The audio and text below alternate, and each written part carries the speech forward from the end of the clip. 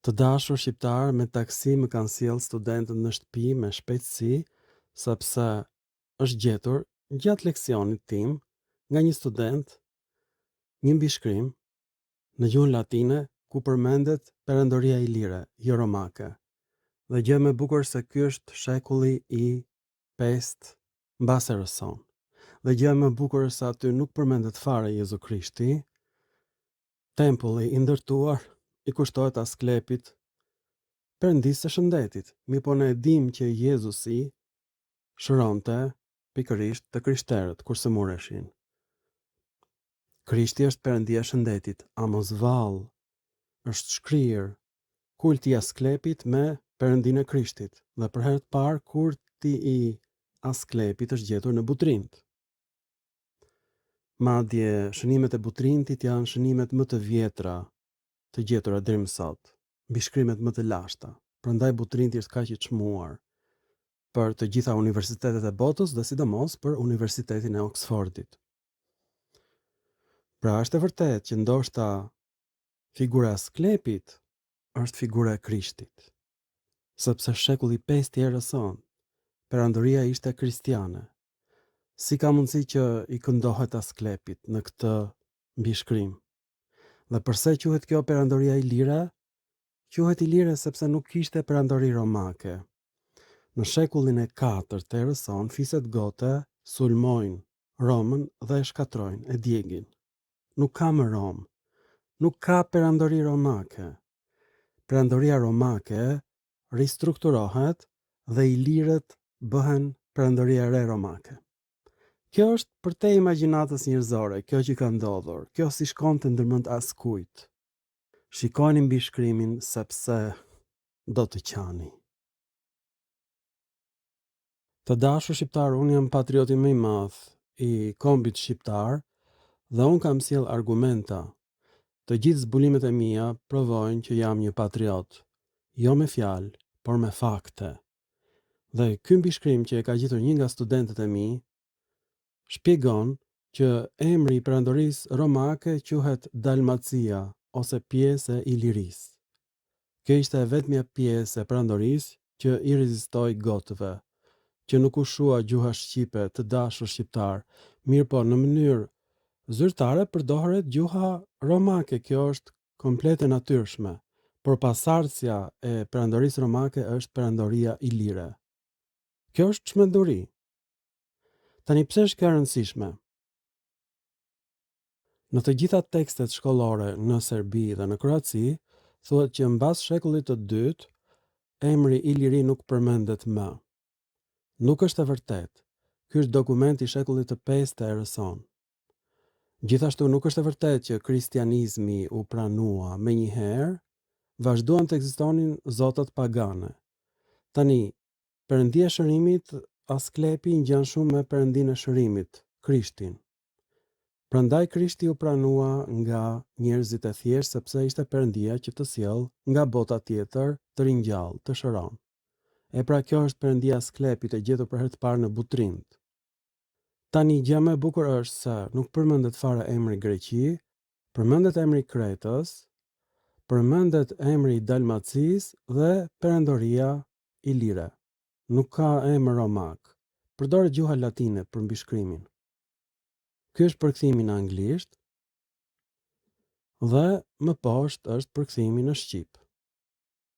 Kjo është përtej imagjinatës njerëzore. Kjo që po shikoni me sytë tuaj është një çmenduri sepse ushtria romake quhet ushtria ilire. Exercitus Illyriki në fakt është emri për ushtrinë ilire. Pra nuk ka ushtri romake. Kjo është çmenduri. Ky është shekulli i 5 i erës sonë. Emri Romë dhe ushtria romake ishin zhdukur komplet. Pra ky mbishkrimi im ka hedhur poshtë të gjithë literaturën serbe dhe kroate të mbledhura së bashku deri në këtë datë që unë po bëj këtë film. Sot është data 30 prill viti 2025. Sot mësuam që ushtria ilire dhe emri Iliri ka zëvendësuar ushtrinë romake dhe perandorinë romake. Zemra e Ilirisë është Dalmacia. Po kjo është çmenduri, kjo që po shikoni. Pra shqiptarët kanë mbrojtur emrin e perandorisë romake. Po kjo është për te imagjinatës njerëzore, kjo shpjegon pse ka kaq shumë fjalë të latinishtes në gjuhën shqipe. Pra kjo tregon që ne jemi komplet autokton. Përkthimi në shqip është: për Eskulapin, zotin e shëndetësisë, ky person që bëri këtë tempull e dha si dhuratë. Ky është kuestori i provincës së Kretës dhe të Kirenës. Ky është tribuni i plebejve. Antar i kolegjit të 15-ve për ritet e shenjta. Prifti i kultit perandorak. Në latinisht, Sodalis Augustalis. Ky është legati i të gjithë cezarëve.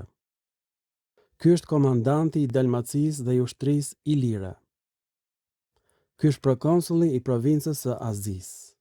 O Zot, është ky person që godet gotët dhe i shkatron ata të gjithë. Është konsulli i ilirëve të dashur shqiptar, nuk ka ushtri romake. Ushtria Exercitus Illyricii është ushtria ilire, nuk përmendet fjala romak, është shekulli 5 i erëson kur Roma ishte djegur, nuk ekzistonte më. Tani ushtria e Ilirisë luftoi në luftën e Nedaus në shekullin e 6 të erëson sipas Prokopit. Pra nuk përmendet më emri ushtri romake, por ushtria ilire e Dalmacisë. Të dashur shqiptar, kjo është gjëja më e rëndësishme që kam zbuluar. Tregon që kemi ekzistuar këtu në momentin kur slavët hynë në Iliri, kemi qenë në Dalmaci, atje ku është Kroacia e sotme. O Zot i madh, a jeni krenar? Ky është dokument, more, i gjetur në gur. Të dashur shqiptar, nuk gjej dot fjalë, sepse ushtria ilire ka mbrojtur perëndimin, ka mbrojtur qytetërimin. Ushtria romake quhet ushtria ilire. Që po të më thoshte dikush këtë, do ta quaja turbo alban, do ta quaja një njeri që merret vetëm me thashë theme, do ta quaja një njeri që nuk e meriton të futet në pragun e Akademisë së Shkencave të Shqipërisë, sepse akademia ka një urrëtie të madhe për çdo gjë ilire, për çdo dokument ilir, akademia jon. Akademia e Shqipërisë. Shqipëria, në vend që të lidhet me Kosovën, me Malin e Zi dhe me Maqedoninë, Shqipëria me Edi Ramën në krye, po lidhet me Greqinë. Po e pushton Greqia Shqipërinë në këtë moment që po bëjmë këtë film. I mallkuar qoftë emri i Edi Ramës. Ky është emri i qoftë largut të dashur shqiptar. Ai që i ka ngritur sanksione Kosovës. Ai që u bë vëlla me Vučićin. Ai që bëri bustin babait të fshesës kundër shqiptarëve, Mitsotakis. Ai që vuri një grek si ministër kulture. Ai që vuri një pastruese të hoteleve greke si vendës kryeministre.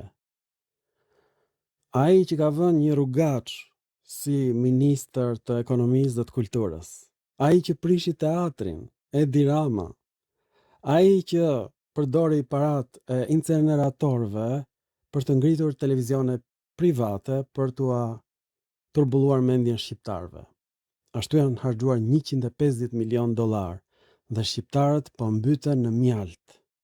Po han mjaltin e tyre shqiptarët. Tiranës në këtë moment i vjen era mjalt. Ky është Edi Rama, kryeministri i Shqipërisë, i cili ka vënë portretin e tij në bustin e Skënderbeut. Nuk gjej dot fjalë për kryeministrin tuaj të dashur shqiptar. E pra akademia që ky kryeministër e kontrollon nuk ka pranuar asnjë nga dokumentet e mia deri tani. Do e botoj këtë dokument poshtë filmit, do mahniteni dhe ushtria romake është quajtur ushtri ilire. Përfundimisht, në shekullin e 5 të erës sonë. Është e pabesueshme. Zgjidheni këtë kryeministër, këtë palaço, A ka kryeministër në botë që thotë që unë kam bërë fotografi lakuriq në plazh, edhe sikur ti kishte bërë, nuk e thot një gjë të tillë para vajzave të reja, adoleshente, dhe kudo që shkon nëpër mitingje ai mbledh vetëm gra dhe vajza, si Kadafi. Sepse ka frikë nga burrat ai, mos e shqepi në dru. Pra ai nuk e pranon trashëgimin i lire.